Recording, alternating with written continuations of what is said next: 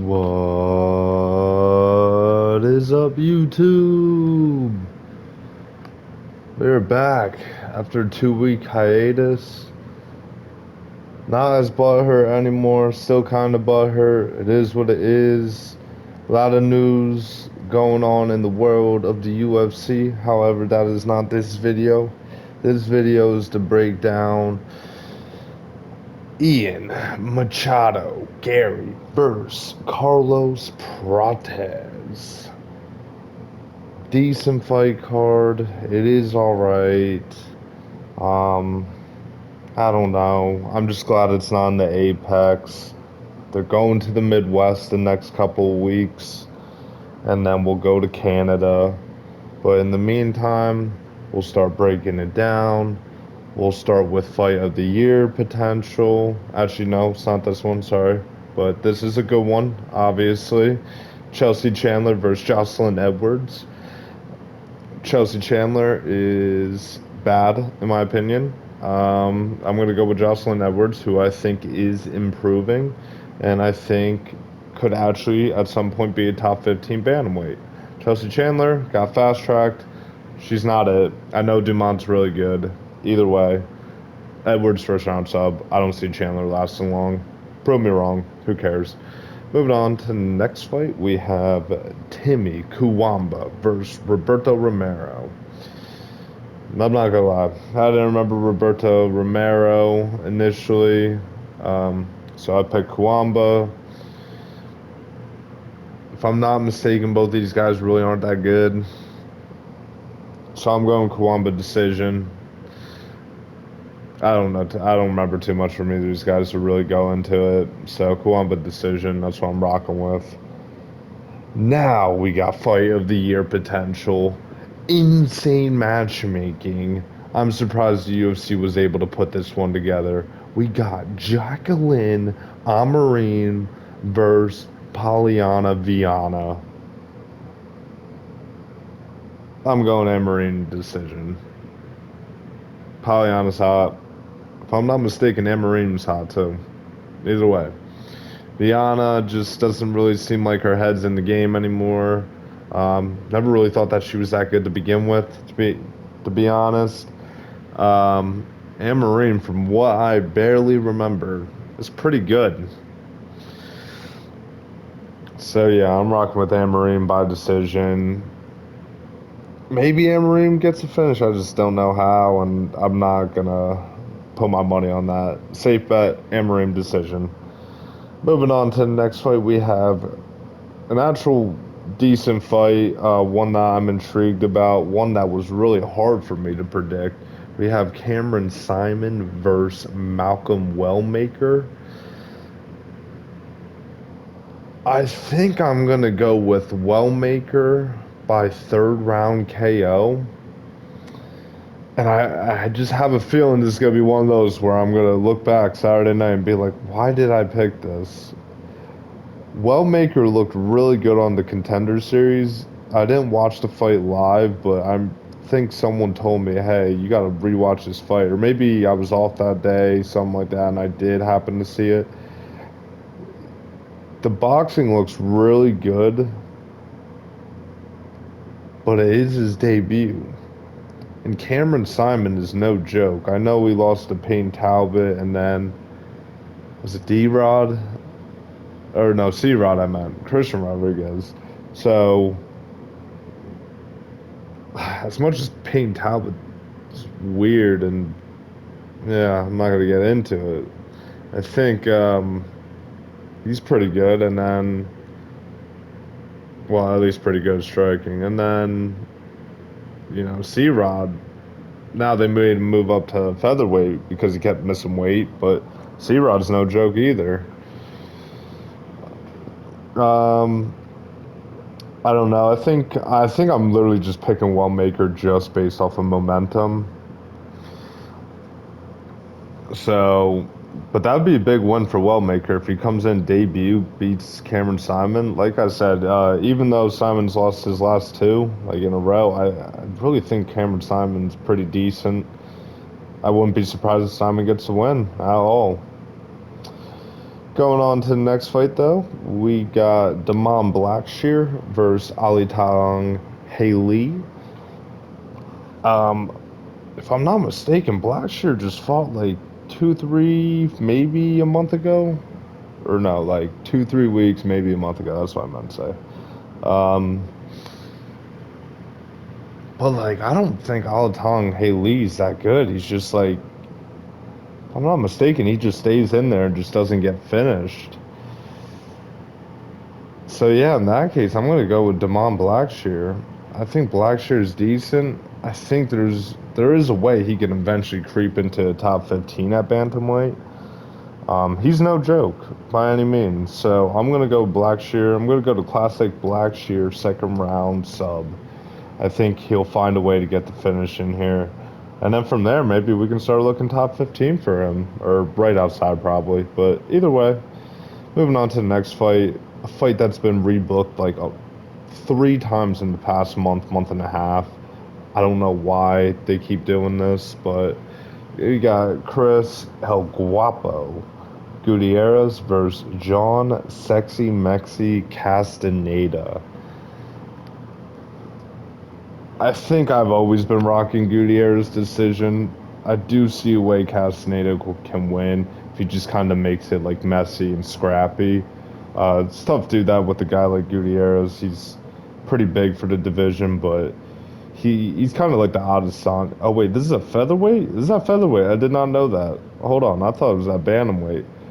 I'm still gonna rock Gutierrez, but yeah, I'm gonna rock Gutierrez, but yeah, I mean, Gutierrez just point fights, just, jab, low kick, stay at range, very basic, but it works, he point fights. And when you have all those physical advantages, you can get away with doing stuff like that. Is it boring? Yes. Is it effective? Absolutely. So I'm going to go with Gutierrez. Decision, safe pick there. Now, going on to the next fight, we have Evan Elder versus Gage Young. Um, I don't know why. I barely remember Evan Elder. I think it's this other guy's debut, Gage Young. I have a feeling that this fight is literally gonna be stopped in the first 2 minutes of the first round, and I'm going for Evan Elder. I was tempted to pick Gage Young as in like a crazy upset type thing, but no, I think Evan Elder's going to get him out of there early. I wouldn't be surprised. So I just have a feeling that one's going to be a first round knockout, but we'll see. I'm expecting a fun fight out of that one. I don't expect much from either of these guys, even Evan Elder. So we'll see how that goes. Moving on to the next fight, we have Matt Schnell versus Jimmy Flick. This is another one that was so hard to predict. And I feel like a tool for doing this. But I'm going Jimmy Flick, second round sub.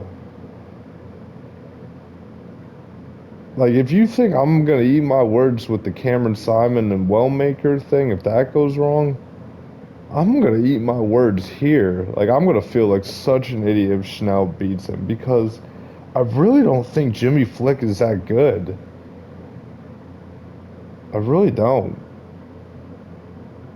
His ground game is pretty good, actually, I think, but outside of that, like, Schnell's a better fighter. It's just Schnell's durability as of recently, and, I kind of question his motivation, but yeah, I think I'm gonna rock with Flick by second round sub.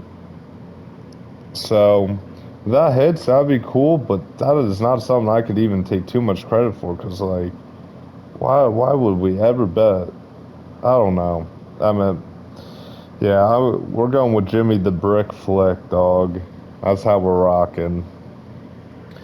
On to the next fight, though. We have Ikram Leskarov versus Andre Muniz. I think this is easy for Liskarov. Liskarov gets him out of there in the first round. Um, People might be questioning Liskarov after that loss to Robert Whitaker.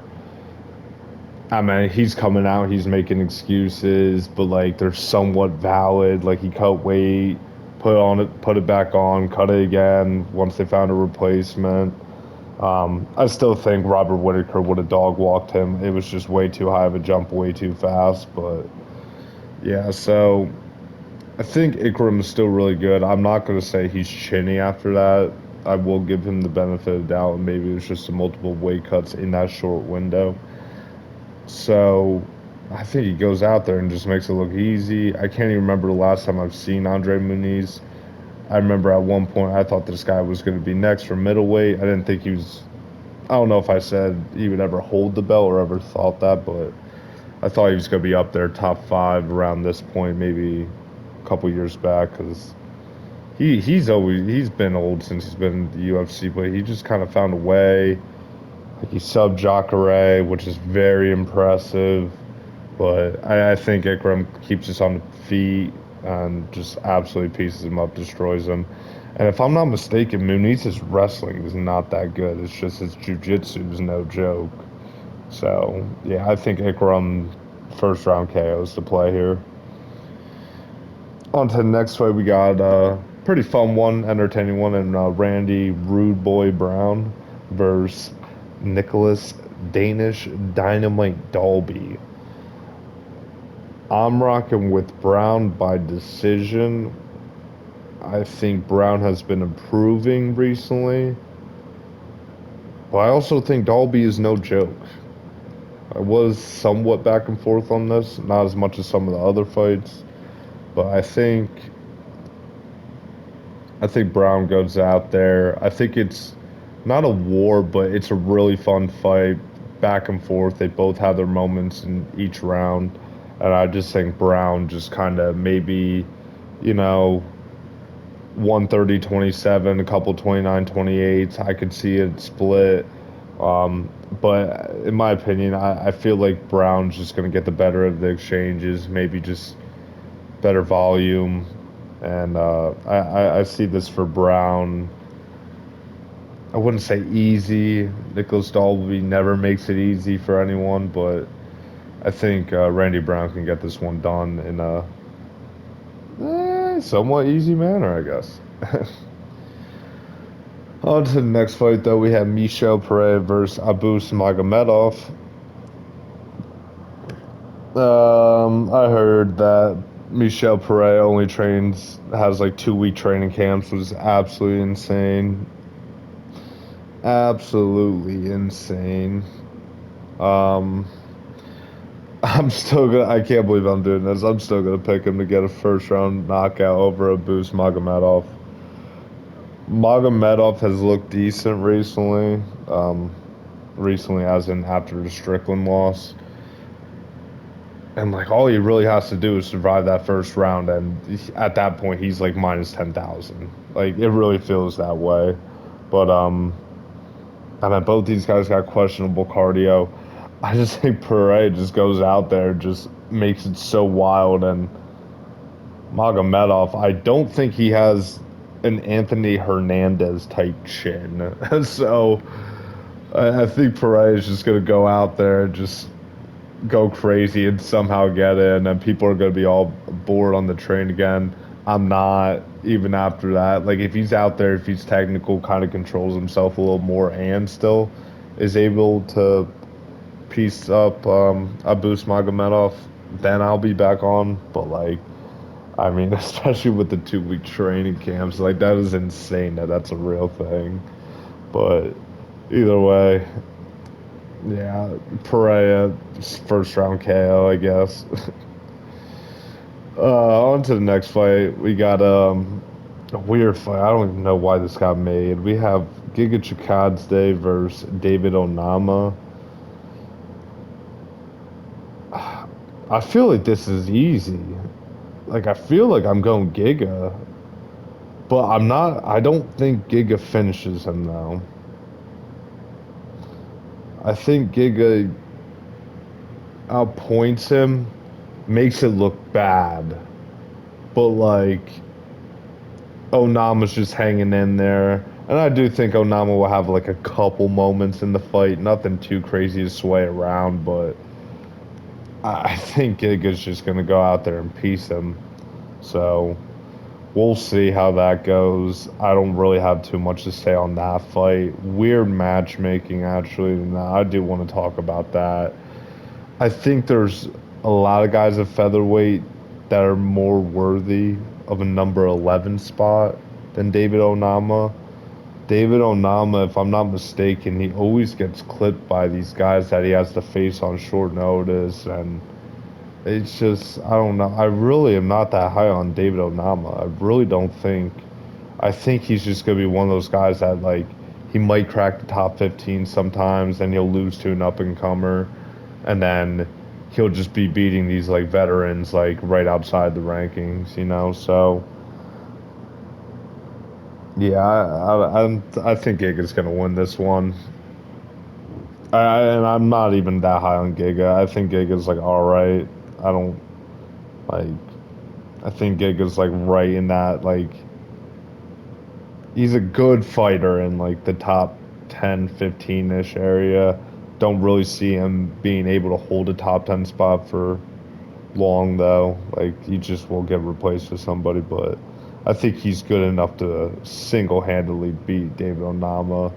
And I heard Giga's an underdog here, so that just makes it easier. Maybe I'm not seeing something, who knows, but and one more thing I want to add about that too is, if I'm not mistaken, Onama is not that good at grappling, or maybe he doesn't grapple, and like that's how I feel like you have to beat Giga. You have to mix up the wrestling. Like obviously when Cater did that, he looked completely different. He was not the same fighter. Got absolutely mauled that fight. So if Onama maybe is able to mix up the grappling, then I think his odds increase dramatically, but I just don't really see it in my opinion. So who knows? But moving on to the co-main event, we have Anthony Lionheart Smith versus Ming Yang Mountain Tiger Zhang. This one was really hard to predict, honestly. And as in really hard to predict, I mean predict which round knockout that Zhang was gonna get Anthony Smith. So I've decided I'm going with Zhang second round KO. It might be a first round though. He might just go out there and just make it look way too easy, and then Anthony Smith retires and it's bad, and it's like everyone's like sad but at the same time laughing, and it's just it's a tough scene, man. The sport is so brutal. Um, but honestly, I do wish Anthony Smith the best. I hope he retires, win or lose, after this. Like I just don't want to see it anymore. It's very sad to fall off there. Not saying that he was ever that good, but you know he made it to a title shot against Jones. You know I don't know. He got a shot. You know so, but yeah, his time has passed for sure, and it's pretty sad at this point. And same thing with like the Darren Elkins of the world, and who else? I mean, there's so many other fighters. Like I have like a few fighters a month that I think, oh gosh, like just hang it up. But yeah, I'm going with Zhang second round KO. I think he's just mauling Smith the first round, and people are like, oh, he can get stopped any minute. Round ends, and then within the first like minute or two in the second round, he just really makes a statement, just ends it. And then from there, Zhang will be one of the newer light heavyweight prospects that they can try to build up.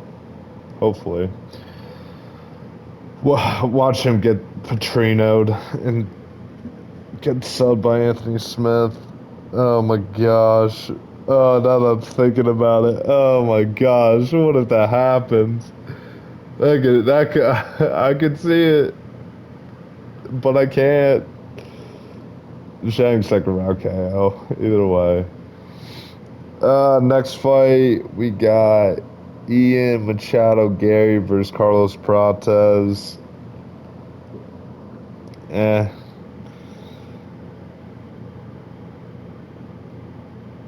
Uh, I thought I was definitely sold on this, and I'm still gonna rock with it, but I've been thinking about switching a little bit. But I got the rawest takes in the business. Once I put them in, I can't really change them. So I said Ian Gary by decision. I think Ian Gary is gonna make this a boring fight, but he's gonna get it done. I could see Pratas winning a round or two, but the 3 rounds that Ian Gary wins, it's just him just holding him down. Little pillow punches to the head, something like that. But not really a fan of either of these guys. Um, Ian Gary's so annoying, dude. But he is a good fighter. I mean, he really, I don't know. And like, he saved this event too. I really like, after what Ian Gary did with the Shavkat fight and this, don't get me wrong, I still think he's annoying. He's one of the cringiest UFC fighters like on the roster, and that's a massive, you know, thing to say considering there's so many. But he did save 2 cards here, and against 2 of arguably the most dangerous welterweights in the division, in Prates and Shavkat. So I think him training with Chute Box and Charles Oliveira has helped him. I think I think it's just like going to come down to the experience, and I think Ian Gary's going to win. I think it's going to be a somewhat close decision. Prata's going to have moments that are going to win him rounds. I think Ian Gary's going to stick in there and find a way to win, and the fighting nerds will have a loss. Who knows? Will they cut Prates like they cut Bruno Brazil? Probably not. Saw that was circulating around the internet that they try to keep this undefeated aura around them. So when people in their on their team loses, they cut them and just act like they don't exist. I don't know how true that is. I don't really care. These guys are all clowns. They're weird. But yeah, either of these guys win, they will probably. Dude, welterweight's so stacked. I don't know. Yeah, neither of these guys are sniffing the title until at least the end of next year, in 2026, unless whoever the welterweight champ is just starts getting active. But you got to think with welterweight, man, probably the most jam-packed division right now. You got 2 number 1 contenders. You have another guy that has definitely earned a title shot. And then you have guys like Ian Gary and Prates that are like right there as well. Prates with the win streak and Ian Gary with, you know, before that Shavkat loss with crazy win streak, close fight with Shavkat. Um, Gosh, this pains me. I love Kamaru Usman so much, but they need to kick him out of the rankings or make him fight. Like Usman's probably a top 5 favorite fighter of all time for me, but he needs to fight these guys or he needs to leave. So, I mean, yeah, it sucks for these guys because unless some other stuff happens, like you're not fighting for a title at least until end of 2026. Think about it like this: we got JDM below next month. Winners fighting, in my opinion, probably Islam. Actually, I guess if it's not below. So, winner fights Islam. If Islam does move up to welterweight, they should make Brady and Shavkat fight for number 1 contender. If Bilal wins, Bilal, you better be. I know that I'm not a fan, but if you are active, I will be a fan. If you take out JDM, then let's say they do Shavkat, because I guess Shavkat was somewhat promised one. Then you do winner of Shavkat Bilal or winner of Shavkat JDM versus Sean Brady. And then by that time, Buckley's probably actually Buckley will probably face the winner of this. It's all clicking now. Who knows? I don't know. I would like them to do Usman Buckley, but either way, I'm expecting a really fun card, a lot of finishes, boring main event, but who knows? So we'll go from there. But other than that, YouTube, it has been real. We will break down the fights afterwards, and we will get ready for Des Moines card next week, which will be fun. That will be a good time. And then gotta figure out. I might not even be around for to break down 315, but we'll cross that bridge when we have to. Other than that, YouTube, it has been real. Thank you for bearing with me as I rage and cope with this sport that is slowly killing me. I might quit this sport soon. I'm tired of it. I'm done. I'm out.